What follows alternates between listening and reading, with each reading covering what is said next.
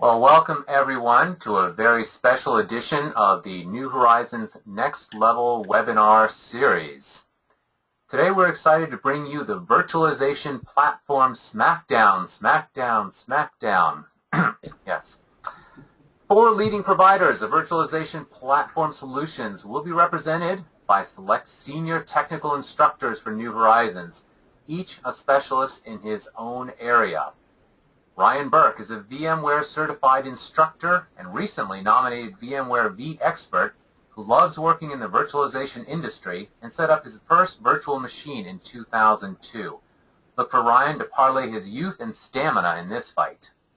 Paul Willey is a Microsoft certified instructor who's held the MCSE credential since there's been one with the MCSE NT 3.51 model. He's crafty, he's experienced, and he's ready to rumble. Rhett Williams hails from SoCal, but don't let his laid-back mojo fool you. He hasn't been a Red Hat Instructor of the Year multiple times or New Horizons #1 rated instructor for 2014 with a shrinking violet personality. Look for him to come out swinging. Khalaf Haddad is a Citrix certified instructor who mastered his trademark ring skills on the streets of Detroit, Michigan. Khalaf has been teaching since 1992. And believe me, this is one guy you want on your side in a dark alley. The rules of combat are simple. There are no rules. Well, maybe a few. Each contestant is going to speak for 7 minutes, providing his insight into why his solution provides the best overall platform solution. Models from the other contestants, minor heckling, and such and so forth will be allowed for a short period following each speaker's presentation. Only one caveat for all of you. This event is infotainment and you should evaluate each vendor's solution carefully based on your specific requirements as you make your virtualization platform decisions. Now that we've set the stage, let's do this. First up is Ryan Burke, who will be representing VMware. Hey everybody. Guess we're going to get this party started. I only got 7 minutes to tell you how awesome VMware is. I'm not sure it's possible, but we're going to try anyways. To speak to some of the server solutions as to why vSphere is awesome, just look at the numbers. All right, these are using the newest vSphere 6 stuff that's been released recently. Look at the maximum host there in the cluster. You can do 64 hosts per cluster, 8,000 VMs per cluster. That's increased recently. Huge CPU differences there. You can now do 480 max CPUs now per host. It's way more than it was in 5.5. Maximum was 320. One of the really cool things that's came out recently is the multi-processor fault tolerance. If you've not heard of fault tolerance, it's a really cool thing. You keep your VMs up and running 24/7. You used to only be able to do it with 1 CPU. Now you can do it with 4 CPUs. So 4 vCPUs. You get high availability. If for some reason the VM goes down, you now have that ability to do that. 12 terabytes of maximum memory per host. Again, that's a huge increase from 5.5. It was up from 4 terabytes in 5.5. And then you get 4 terabytes of maximum memory per VM. Okay, so again, increased. And then 64 terabytes is the maximum data store size that you can have in vSphere 6. They've also improved vMotion, good old vMotion VMware. I remember the first time seeing vMotion. It was mind-blowing. VMware was kind of the first person on the scene to do things like this, and they've been doing it for years. They now have the ability to do a cross vCenter and cross vSwitch migration, so you're no longer tied to any vMotion. You can do a long-distance vMotion. I've actually seen with my own eyes a VM be migrated from New York to San Francisco. You can have up to 150 milliseconds of latency now. There's no requirement for any sort of layer 2 switches, nothing at all, and it does support Microsoft clustering these days. So again, vastly improved. vMotion they've constantly sped it up. It's gotten better and better with every version. So let's hit the next slide. We got to keep moving.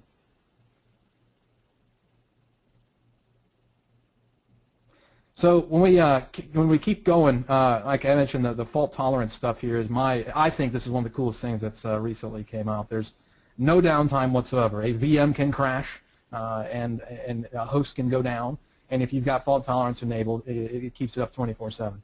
I mentioned you're limited to 1 CPU. That has been the #1 most asked question for ever since fault tolerances came out. I've taught lots of students. Everybody's asking me, hey, when can I get multi-CPU? Well, now's the day. You can actually do that. So you can have up to 4 CPUs. There's no more lockstep. It's what they call this technology called fast checkpointing. It's a really, really cool thing. It's a heavily modified version of vMotion. Okay, so when you're going out, it's kind of like the way I explain it, it's kind of like a vMotion that never ends. It's just consistently sending the data. So it can support any disk format and also supports hot configure as well. So the neat part about it, in the old days you used to have to turn your VM off, not required anymore. You can leave your workloads running and turn on fault tolerance, which is a really cool thing. So, and we've also kind of opened up the support for it. It now has a broader range, so the rule of thumb really is if you can vMotion, you can also turn on fault tolerance, which pretty much applies to 95% of anybody who's going out and doing this. Another really cool feature, vVols. There's no LUN-based storage anymore. You can obviously have LUNs if you want to, but virtual volumes is it's a different integration framework. You can see it's supported by all the different storage vendors. Most of the big guys out there are already doing it, but it goes out and exposes disks as an object. And it enables the array to go out and kind of work with things at the virtual disk level. So it basically makes the different devices VM aware, and it goes out and gives you the ability to leverage any sort of array-based data services. Okay? So you can go all the way down to an individual disk if need be, but it's a really, really cool feature. I like that one as well. So let's hit the next slide.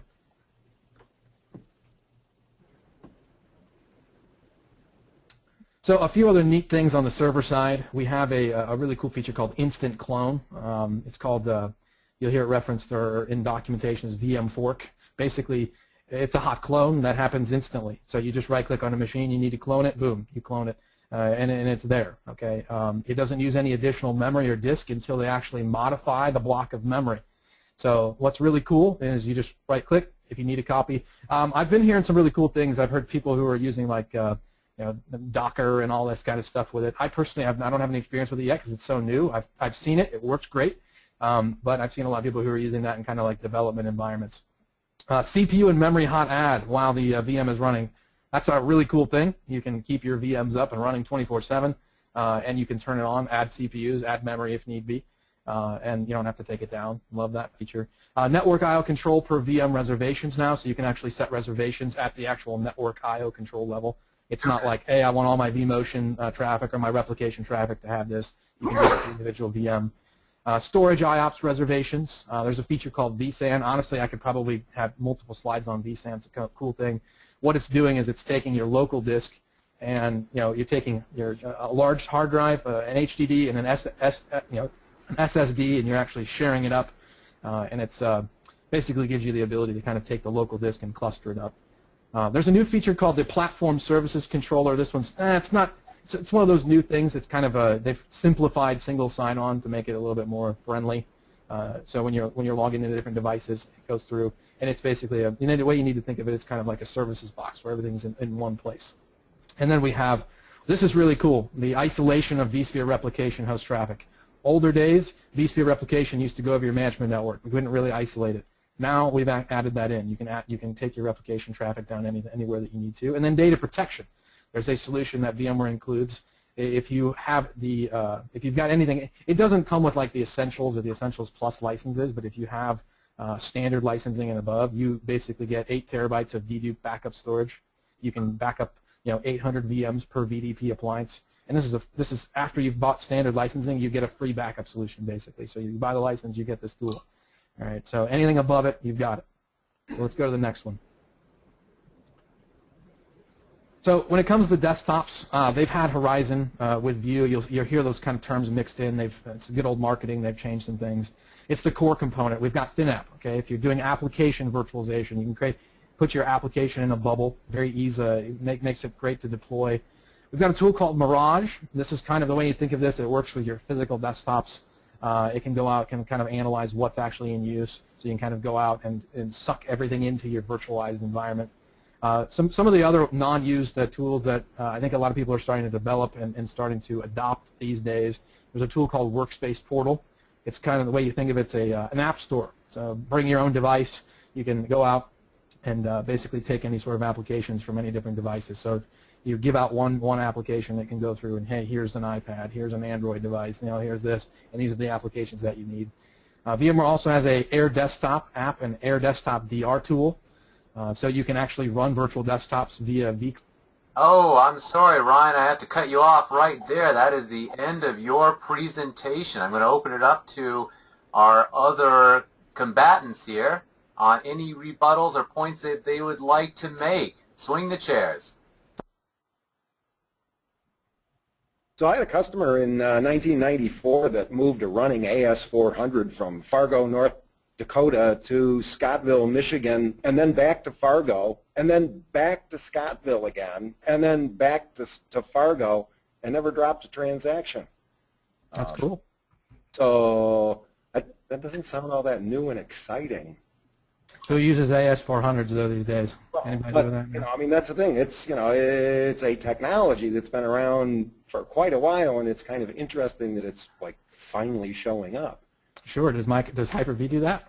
Well, yeah, actually, you can move running machines geographically without dropping transactions. So With downtime?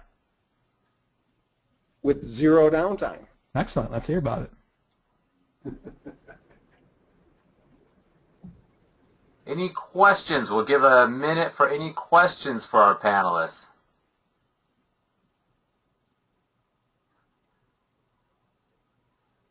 So how does VMware maintain their edge? I mean, they certainly have it right now. Good question. I think it's honestly, a lot of it comes down to the management tools. I think people they like the concept of vCenter. They fell in love with it, and I think having everything in centralized one place. Some people some people don't like vCenter, and some people do. And I think a lot of people I keep telling everybody, I've taught Hyper-V. I've gone through the process, and that's vCenter is one of those things where some people I come through and they're like, oh my gosh, Hyper-V, you've got these different places you've got to go to do everything. And I think that's a big thing. I really do. I think vCenter is kind of the tool that keeps everybody coming back. Somebody had a quick question. Workspace portal, you mean Citrix receiver? And we'll leave that one hanging up in the air until we get to Citrix. Next up, we've got Paul Willey, who sort of led with a couple of body blows there, and he's going to be talking about Microsoft. I'm sure that Ryan is going to be preparing his rebuttal. Paul, why don't you go ahead and take it away? So let's go to the next slide. So there's no doubt virtualization has been around for a while. You could certainly argue who invented it in the first place, but the basis for what we're doing with PC virtualization right now really started in 1965, where IBM and MIT and Lincoln Lab and U of M, Carnegie, Bell Labs, GM, and Union Carbide developed this thing called dynamic address translation and dropped it into the IBM 360 Model 67 that basically allowed you to run more than one operating system on a single mainframe. Certainly an important point would be, since obviously Microsoft's come a long way. I mean, if you remember, a decade ago we had virtual PC and virtual server, neither of which was industrial strength, and certainly VMware was the leader at that point and may still be. But gee, I looked high and low trying to find how much money VMware and Citrix spend on R&D, but with their total annual revenues at $5.2 billion and $2.9 billion, I'm thinking they're not going to even come close to matching the $9.6 billion Microsoft R&D budget. So, I mean, a couple of years ago, Ballmer suggested, gee, when you have a $9.6 billion R&D budget, you pretty much get the people that you want. So how about the next slide? So, going through the Microsoft server-based solution, so rather than, running virtual machines, a very popular solution that was originally developed by Citrix and Microsoft on OS 2 is running desktops rather than virtual machines, which certainly has some benefits from the perspective of how many resources it consumes per user. So Microsoft has the remote desktop session host that runs virtual desktops. They have the remote desktop broker that allows you to run a farm of session hosts so that you can have multiple users connecting from whatever devices it is they're using, whether they're using their iPhone or their Android or their iPad or their Windows desktop to connect to either a desktop or an application that's been published. And then there's the remote desktop gateway that allows you to basically run RDP over HTTPS, so you can connect to a desktop of your choice or that's been provided to you by your administrator with your remote device. And then there's the web access interface that allows a simple point click to connect to published applications or published desktops. Next slide. So we've got the another alternative for connecting to virtual machines would be Hyper-V using either personal desktops or pooled desktops, where for those applications that don't work well in a server environment, so certainly the server solution is running desktops on Windows Server, and there are certainly just ask Citrix. Lots of applications that don't do well in that kind of environment. You can build out personal desktops where each user's desktop is retained, or pooled desktops for those particularly nasty applications that don't do well. Microsoft invented Remote FX that allows you to use virtualized GPUs so that applications like Photoshop and AutoCAD are useful in virtual desktops. They also support multi-touch for the tablet and phone users. Next slide. So then the management solution is not single vendor. So System Center allows you to manage not just a single hypervisor solution, but also allows you to manage Hyper-V and VMware and Citrix, and do it all through a consistent interface so that you can manage your devices that are local, manage your devices that are in the cloud. It also includes things like Operations Manager that allows you to keep track of all of those running servers. I mean, that is one thing that virtualization probably made worse.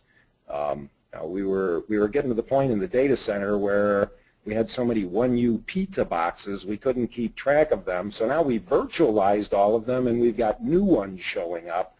So being able to keep track of all your running machines, being able to have a deep view into the operating system. So like VMware has an excellent solution that keeps track of the resources being consumed by the machines, looking at them from the outside. But what about looking at what that machine is actually up to? What about coming up with optimization plans to improve the performance of the systems? And so System Center is, as a whole, including Operations Manager and Configuration Manager and Service Manager and Virtual Machine Manager and Data Protection Manager and Orchestrator and Service Management Automation, is a complete solution that allows you to keep track of everything through a consistent interface. Next slide. So I certainly wanted to point out that there may be a little bit of, is it strategic misrepresentation or optimism bias? It's certainly one of the two. If you talk to a typical vendor that's going to attempt to sell you a solution using either Citrix or VMware, and I was unable to find anything on Red Hat, Rhett, but I got some stuff. They will leave out all the numbers. In fact, they frequently leave out the fact that you're running Windows desktops, so you got to pay for those Windows desktops. And so when you start actually looking at the numbers, you're already paying for the Microsoft solution. So why wouldn't you consider looking at the Microsoft solution and then, you know, in the, well, gee, so 175 virtual machines, the VMware solution is about $100,000 more, and yeah, the Citrix solution is about $70,000 more. Why wouldn't you look at other ways to spend all of that extra money? So next slide. Gosh, I'm terribly sorry about that, but you've run out of your time. I'm happy to show the slide, but I'm going to open up the chair to Ryan, Khalif, and Rhett. Anything that they might want to add to all of that? Well, Paul, I appreciate your mentioning Citrix so many times and how Citrix and Microsoft. So it lets me know that Citrix had a lot to do with helping Microsoft get to where they got. But I was curious as to that last slide there. You used the dollar numbers from the XenApp 6.5 product. That product is about 4 years old, so it'd be interesting if you had some updated numbers for Xen Desktop, the 7X. So those have gone down? I was asking you. Oh. I have a follow-up question from one of our attendees. What cool technologies in virtualization arena has Microsoft come up with using the gazillions of dollars they have? Why is it that 80% of the Fortune 500 companies continue to rely on VMware? Also, why is it that this must have been someone who got tagged on the side? They're coming in with a folded chair. Also, why is it that any mission-critical systems runs on Linux, Unix types OS instead of Microsoft servers? I guess that's for you, Paul. Oh. So if you go to Netcraft and you take a look at the big IP load balancer that they've put in front of their Microsoft web servers, does that lead you to incorrect conclusions about what operating systems are running in the background? So I think some of the numbers that are published by some organizations about everything mission critical being running on something other than Microsoft are incorrect. All right. I'd like to address the new web client that VMware is forcing everyone to use. Ryan, I think that's one to you, even though it was in the Paul's area. So I'll give you 30 seconds.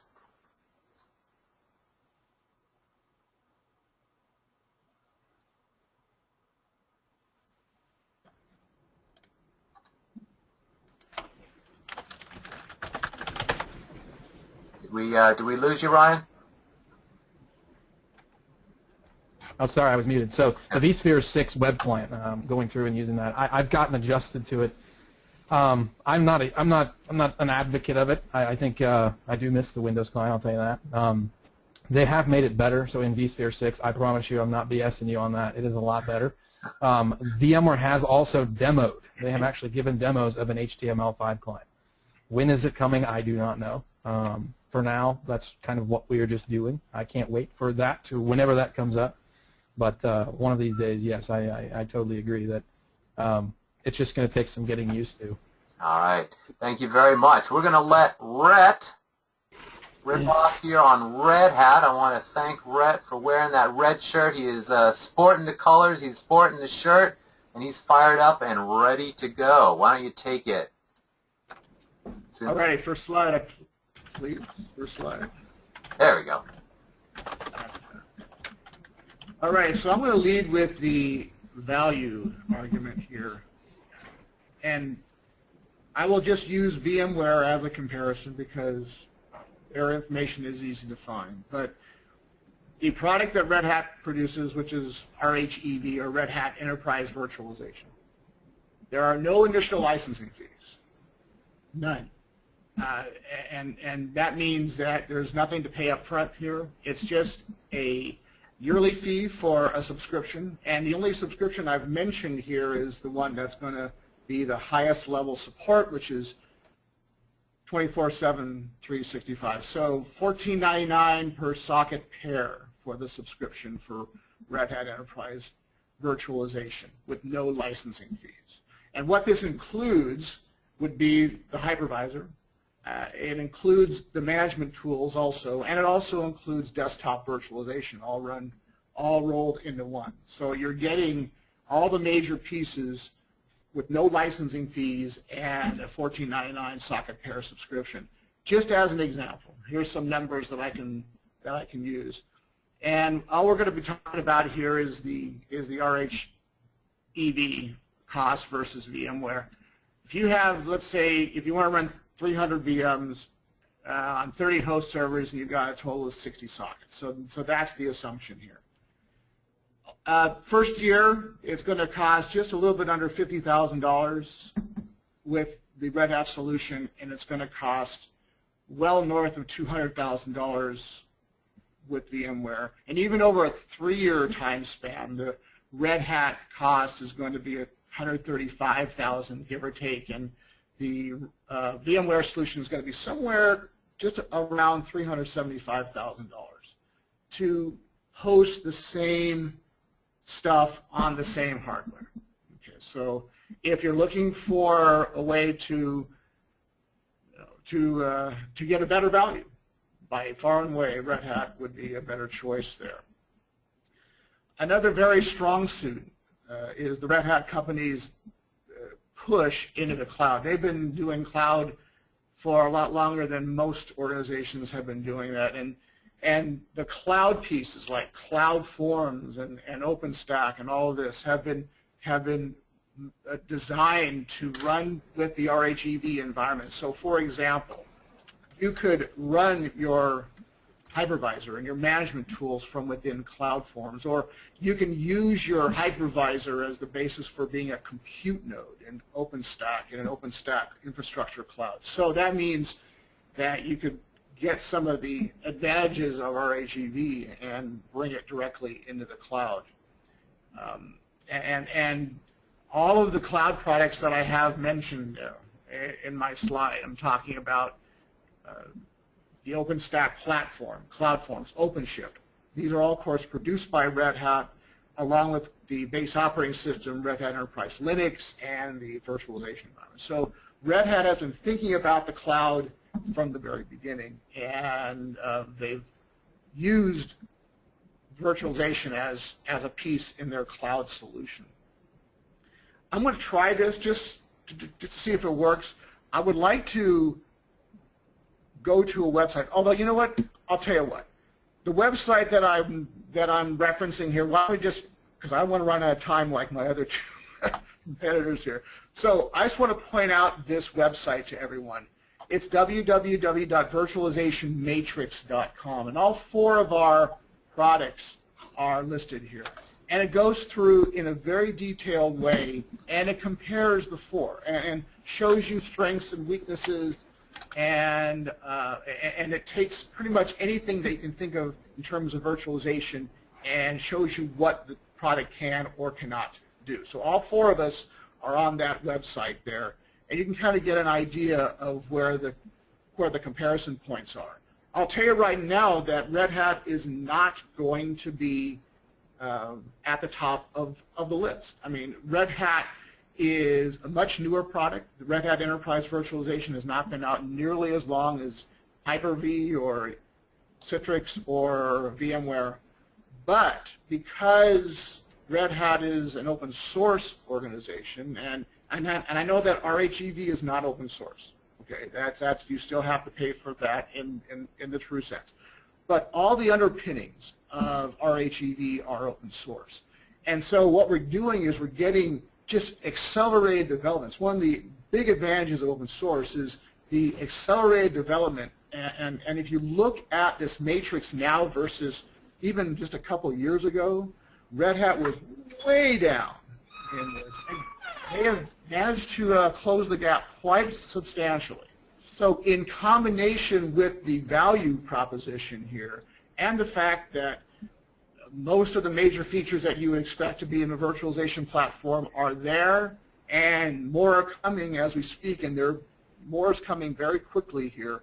That's what I want to make sure that you understand, that, yeah, right now we're probably not the #1 solution. In fact, we aren't, but we're getting there. And and it's going to be a much better value for everybody. I need the next slide, please. And by the way, as you can see, there's a little bit of a repeat. What I want to make sure, though, that you understand is that that a lot of the features that you do not get in RHEV are available in the cloud products too. So if you are planning on putting virtualization and the cloud together, you are going to end up with a very rich feature set there. A couple of things also. The whole virtualization environment right now, or the whole industry, is pretty mature and fairly saturated. So we've got a lot of Red Hat servers, for example, running on VMware. But at the same time, one of the biggest opportunities for organizations is to virtualize Red Hat. Red Hat servers, by far and away, are the least virtualized servers out there, as it turns out. So if you have Red Hat servers and you need to virtualize, why not go with a Red Hat solution to that? Or maybe you have some Red Hat servers running on VMware. Well, why are you paying all this money? Why don't you go with the value proposition? Another interesting thing that's happened recently is that Microsoft has actually made contributions to the Linux kernel. And even though this is not on my slide, there's another thing that's happening too. Microsoft has spent a lot of time and resources developing VirtIO drivers to run on the virtualization product for Linux. And I just want to kind of, as a rhetorical question, ask, well, why is Microsoft doing this? Why is Microsoft deciding to get into the Linux world? Well, and with that question, I'm going to cut you off there for a second, Rhett. You just came to the end of it. I think that was a fantastic rhetorical question. But we have some other questions that I think our panel, not our panelists, but yes, actually I'm going to open it up to our other panelists and to anyone else who wants to ask a question from the audience. So panelists, take it away. My only complaint with the Virtualization Matrix website is it doesn't have vSphere 6 on there. it's getting there. I understand. It takes it takes a little bit of time for them to update, but it'll be there. Oh yeah, it will be. Oh yeah. There's a question on there from the audience. Red, I believe it's to you because it just came through. So when you're talking about cost, what is the licensing model, per socket or per host? There is no licensing model. It's a subscription model, just to make sure that's clear. So there is no licensing. It's, but the subscription is per socket pair. Note that it's not per socket. It's per socket pair. And if you look at some of the details of cost for other products that we're talking about here, it's per socket versus per socket pair. And so so that ends up being you have to kind of make sure that you're comparing apples and apples there. But yes, it is and there's only 2 subscription levels. You can either get basically a work week subscription or full-time subscription, and that's $9.99 or $14.99 per year, respectively.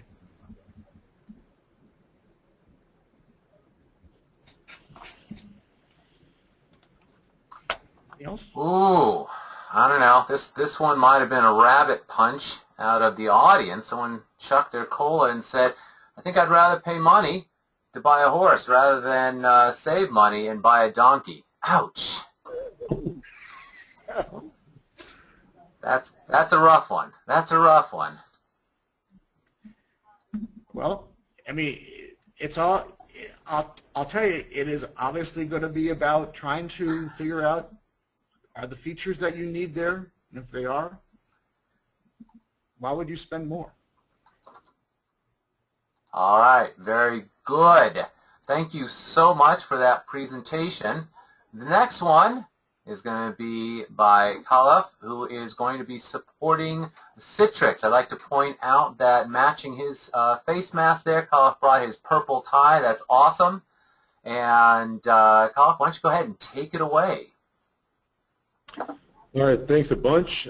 Great to be here.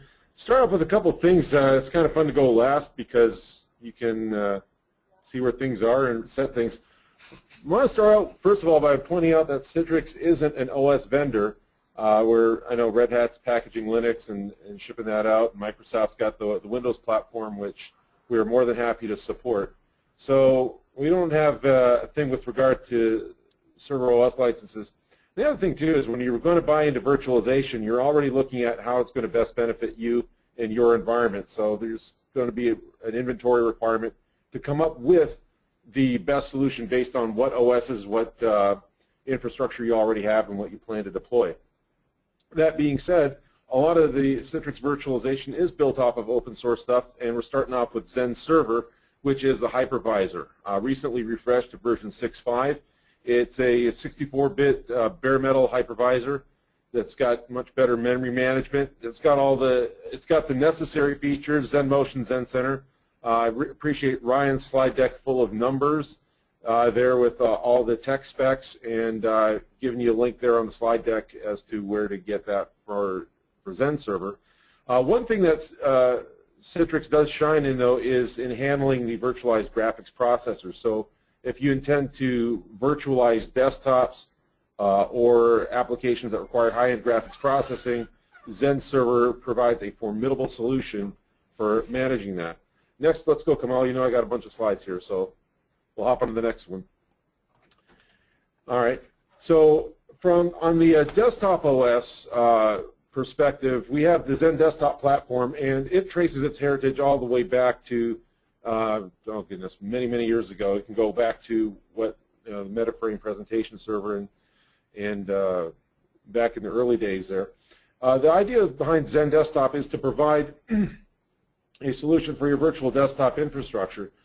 Great product in terms of simplifying things like image management, standardized machines. So if you've ever had to wrestle with and struggle with the deploying of machines, a couple of different solutions.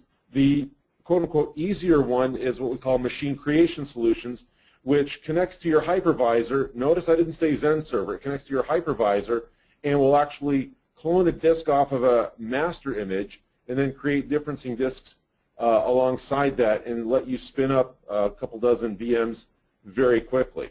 Now back to that comment, doesn't specify Zen Server because Zen Desktop will work just fine with Hyper-V or vSphere or Zen Server, or you can use Zen Desktop to control desktops in the cloud using Amazon Web Services or Citrix Cloud Services. There's even, Citrix will even support you if you want to do all this in the Microsoft Azure platform. So one of the things about Citrix, their mantra is any device, or anywhere, anytime, any device, anywhere. You think I'd know that, but hey, I'm too excited right now. Me gusta Citrix. The idea there is that they'll support whatever you need to do, whatever you need to have. Now, provisioning services is another way of doing this, and what it allows for is the idea of creating a single disk and then streaming the disk to diskless workstations. So that allows you to maintain a single image. You can still have your differencing disks if you need to provide for that personalization, but it also makes it easier to ensure that the user gets the same starting point each time, and really greatly reduces. In fact, in a lot of environments, both machine creation services and provisioning services are implemented to meet the different needs of an organization, because you could have different needs even within the same one. Let's go to the next slide here, because we want to talk a little bit about application virtualization. And the XenApp product has a long and glorious history and really does a nice job of delivering applications. Again, the idea of single instance management. The neat thing is that you can achieve a much higher session density. And when you combine Zen Desktop and XenApp, you can dedicate certain hypervisors for the desktop OSs, and then from within those connect to other hypervisors where you have server OSs running the applications and achieving a much greater application density. Even if you want to use streamed applications using Microsoft AppV, Citrix is more than happy to support that as well. So try to cover a lot of ground here. Let's go to the next slide. And with the cloud platform, again, Citrix takes the vendor agnostic approach to the cloud and says, all right, whatever cloud solution you have, we're going to allow you to coordinate the resources among it and we're going to look at the workload and help you manage the workload regardless of which infrastructure you are working with. And that's a pretty neat thing too. But all of this is great. You also have to consider one thing that hasn't been brought up yet, and that is the network infrastructure. There's a lot of load that's going to go back and forth between the endpoints or the client devices and the hypervisor. And to that end, I'm going to throw something in here that's not on the slide, is Citrix Receiver. We're talking a little bit about the client software. If you go to receiver.citrix.com, you will see that Receiver already exists for HTML5 clients. So for operating systems that don't yet exist but will support HTML5, Citrix is already there. Heck, Citrix is so committed that they even have Receiver for the BlackBerry Playbook. Okay? That is dedication to any device anywhere. Next slide, please. And with that, speaking back to the networking, Citrix has a couple of products to optimize the networking environment. The Cloud Bridge is a WAN optimization device that you would install in your branch offices in order to make the most of the WAN connection. You can implement quality of service rules. There are even services that will be supported right off the Cloud Bridge. Next slide, please. But here's the X factor, and that is the NetScaler device. The NetScaler is the single most impressive thing I've seen in my 20-plus years of networking. It's a layer 4 through 7 application delivery controller that can analyze the traffic, perform load balancing, content switching, offload the SSL workload onto it, caching and compression. Much bigger and better than an F5. And if you fact, I've got 5 seconds, last slide please. The NetScaler gateway component allows for an SSL to act as an SSL VPN point, and you can apply things like pre-authentication sessions, endpoint analysis, even notify the Zen desktop. So end-to-end, Citrix has got you covered from the hypervisor even through the network channel for optimal performance throughout the ecosystem. Fantastic. Thank you very much. Before I go into the questions, I want to thank all of our panelists. Everyone, give us a virtual hand for all 4 of them. Remember that they are not, in fact, representatives for the vendors, but instructors who are very proud of the products that they teach on. And I really appreciate you taking part in this virtual Smackdown. We do have some questions and comments, but first I'm going to let the others take a shot at the Detroit Destroyer. Why don't you guys go ahead and pepper him with anything that you want to ask or say before I move to the audience.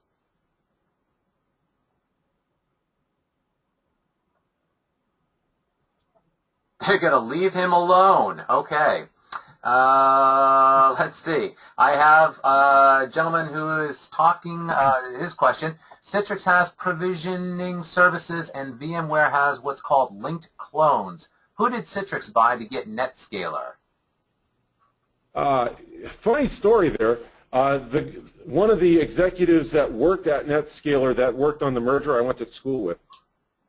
So NetScaler was an independent company. Back in 2006, Citrix acquired them in a merger. And so Citrix has owned them for the last 9 years and has continued to develop the NetScaler product from what it was originally, which was just a simple HTTP traffic optimizer, into the full feature set of the additional stuff that it does now in terms of enabling policies to allow rewrite, redirect, app firewall. I'll tell you, in our 5-day course, we cover less than half the functionality of the NetScaler. And even after 2 weeks of training with us, we're still not covering the entire feature set of the NetScaler. That's how robust it is in terms of thinking through what you might need in the top layers of the OSI model in terms of traffic management. Thank you very much. I've got another one. How many options in each solution does each vendor support for switching to match very robust hardware solutions? And how well do these solutions integrate into their management console so people don't have to switch consoles to accomplish these tasks? Just take 10, 15 seconds each. Ryan, you have an answer for that? I'm trying to soak it in at the moment. So you're basically asking for a unified solution that you can manage Hyper-V hosts and VMware hosts and Red Hat hosts and all that kind of stuff. Am I understanding that right? I think it was an individual question, like how many options in each solution, so your solution, does each vendor support for switching to match very robust hardware solutions? And I'm not sure if I follow that question. I'm not sure. I don't know. I'm confused. VMware has a solution called Enhanced vMotion Compatibility that allows you to migrate from other hardware vendors, but I'm not quite sure that. I think I'm sorry. There was a follow-up clarification, like Cisco switching.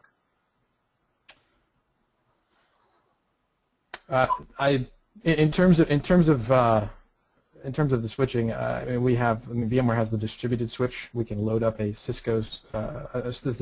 We can load up a module. I mean, VMware's came out recently with the whole network virtualization kind of their module in terms of that. I mean, but we don't have the ability to kind of plug in a switch other than the Cisco stuff at the time being. They have the tool called NSX, and that's kind of they've started out. They came out with that recently to kind of expand on that. Okay, that was exactly what the person was looking for. Thank you. The rest of you, do you have an answer along those lines? So Cisco has written a software-defined network switch that loads on VMware and Hyper-V. To the best of my knowledge, those are the only two products they have right now. Okay. Then we'll leave it at that for right now. Red Hat, Rhett Willie. Oh, I'm sorry, Koloff, you got an answer for us. Go ahead. Well, no, I was just saying that their Zen server does have virtual switching options, but interestingly, Cisco folded their ACE product and decided to license NetScaler from Citrix. So, just wanted to throw that in there. Rhett, I'm going to give you a shot at this. Yeah, frankly, the RHEV product itself is not going to be able to do that. But if you are running that as part of a more comprehensive cloud solution, yes, there's all sorts of software-defined networking things that would be out there for you. Fantastic. A follow-up to you, sir. How often is the Red Hat Management Console updated? Well, that's up to Overt. The management piece is part of it's an implementation of an open source project, the Overt project, and to tell the truth, I do not know off the top of my head how often they come out with version changes, but it is somewhat going to be dependent on the underlying on the underlying open source project. At the same time, though, I can tell you that even the minor version changes of RHEV, which happen every 6 to 9 months, could at least potentially include management interface changes. So. Okay. Ryan, question for you. Can you speak to how this might be smack talk, but I'm waiting to see. Can you speak to how 99% of the customers hate the new web interface? That's the second time that's been. I knew this was coming. No, in fact, I don't have any rebuttal there. I mean, there's the web client. I think honestly, VMware has been pushing that for a long time. The 5.0 product, when it came out, it was usable, but I mean, VMware knew that. I mean, they basically got, here's the Windows client, and they eventually started, hey, we're going to start taking features away. People don't like that. All right, I'll raise up the white flag on that. I'm not going to argue that. It has gotten better. If you have not tried it, I guarantee you, if you try it in the 6.0 version, they have made it speedier. It is faster. They have went out and I mean, absolutely, they're blocking out the Windows client. They don't want it anymore. I was at VMware's headquarters about 3 weeks ago on campus, and it's not. They're not going to turn around. So that's the way that they see it going, and part of it is I think that they have other web-based solutions, and I think they want to start integrating all these things. So you're going to start seeing here now in the newer versions how everything's starting to integrate. So I don't think 99% of people hate it. I've had lots of students come through class that I'm teaching, and I probably get 30% of the students who are like, they've been doing it for a long time. I've been doing it for a long time too. I'm the same way. I don't. It takes them a lot of adjusting, and honestly, I think I use a lot more Power CLI because of it. Okay. Before I put the poll up and to end the series, we have one question from somebody who says, I'm a one-person training department. I need a bring-your-own-device environment. Can I do this inexpensively using your solution? Well, we could have gone into the Zen Mobile product line, but inexpensive, I don't think you're going to do BYOD effectively inexpensively. You are going to have to spend a little bit in order to make all the accommodations, regardless of which of our vendor solutions you choose. But I will tell you that if you want to go with the second X factor, I haven't seen a suite of tools for bring your own device put together quite like the Zen Mobile product line from Citrix, which takes into account everything from endpoint analysis to secure communication to even device management and the partitioning of this on the device for the differentiation between corporate data and private data, among other things. So if you got a Microsoft server license, that's all you pay. So if you had a small environment and you were looking to do BYOD, you go to the Apple Store and you get the the remote desktop protocol. You go to Google Play. You go to the Microsoft Windows Store if you've got Windows Phone 8.1, and gee, you set up a remote desktop session host and a gateway, and you got BYOD, and all it cost you was a server license. And if you got TechNet or you got MSDN, it was free. All It's right. free to get what you pay for, right, Paul? Well, yep. Ryan, If you're going to scale it to 1 million, that'll be a little different. Ryan, I think somebody felt badly for you, Ryan. They said that they've got the web console. They think it's passable once you get used to it. It takes a lot of getting used to, I'll tell you that. That's my number one thing. People are hitting me in my own classes on that. I got people who are coming through who are like, I love VMware, this is so cool, but dang, I hate the web client. Why do they got to do that? It's funny, I monitor VMware online. I follow on the Reddit channels, and people, you guys aren't the only ones. All right, I need to put the poll, but right before, one quick one, Ryan, can you give us just 15, 20 seconds on VMware's AirWatch product?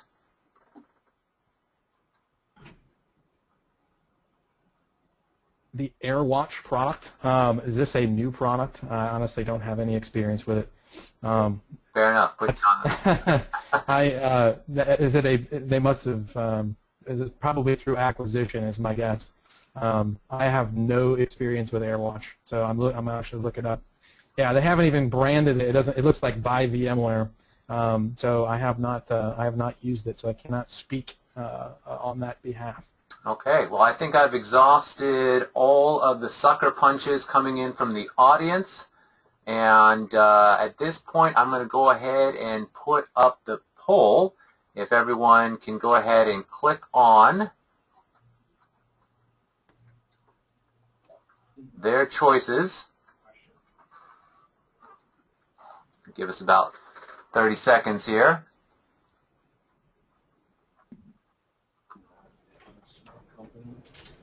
Obviously Red Hat, because it's going to be the cheapest, most effective. Or Microsoft. Or Microsoft, because you're buying the licenses anyway. yeah. That's what they all say. Extracurricular talk. While you are voting, let me just say thank you for all of the attendees. Once again, a big thank you for our instructors who came and presented. Quick reminder here that the next webinar that we'll have is on Thursday, April 16th at 12:30 p.m. Eastern Standard Time, the title of which is Planning Server Migrations. So it looks like we have 72% of you have voted, and the precincts are getting close to closing here, but it looks like VMware is taking a pretty strong lead with 54%, followed by Microsoft at 26%. And the diehards that are holding out with Citrix at 11 and Red Hat at 9%. So I'll close out the poll now and thank everyone once again for attending. And we hope that we see you all very soon. Again, April 16th at 12:30 Eastern, Planning Server Migrations. Everyone have a wonderful day. Thanks for your time. Yeah, thanks a bunch. It was fun. Thank you.